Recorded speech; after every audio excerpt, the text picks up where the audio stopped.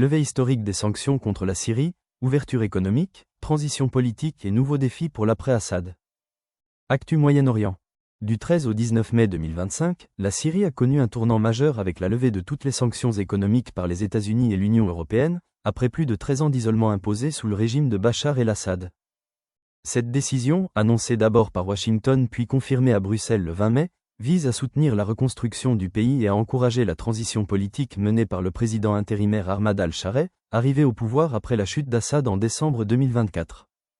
Les sanctions levées concernaient principalement le système bancaire, le gel des avoirs de la Banque centrale et l'accès aux marchés internationaux, ce qui devrait permettre la reprise des investissements, le retour des transferts financiers du Golfe et une amélioration rapide de la situation économique pour une population durement frappée par la guerre et la pauvreté. Toutefois, certaines restrictions restent en place, notamment l'interdiction de vente d'armes et de matériel susceptible d'être utilisé pour la répression, ainsi que la possibilité de réimposer des sanctions si les nouveaux dirigeants ne respectent pas les droits des minorités et le calendrier démocratique. Sur le plan politique, la Syrie a engagé une transition de 5 ans, avec la création de commissions nationales pour la justice de transition et la recherche des disparus, chargées d'enquêter sur les crimes de l'ancien régime et d'indemniser les victimes.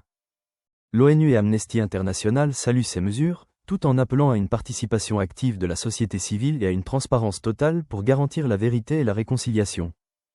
Sur le plan régional, la Syrie a entamé des pourparlers directs avec Israël en Azerbaïdjan, sous médiation émiratie, pour envisager une normalisation progressive, mais la reconnaissance mutuelle et l'établissement de relations diplomatiques restent conditionnés à la stabilisation politique et à la sécurité des frontières. Malgré la volonté affichée d'inclusion, des tensions persistent entre communautés, notamment après des violences ciblant les minorités alaouites et druzes, ce qui fait craindre une résurgence des conflits internes si la justice transitionnelle ne parvient pas à apaiser les rancœurs.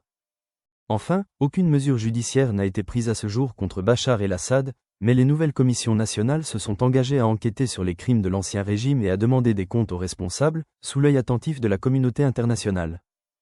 Cette levée des sanctions ouvre donc une période d'espoir mais aussi d'incertitude, où la réussite de la transition démocratique et la stabilité régionale dépendront de la capacité du nouveau pouvoir syrien à instaurer la justice, la réconciliation et le respect des droits de tous les citoyens.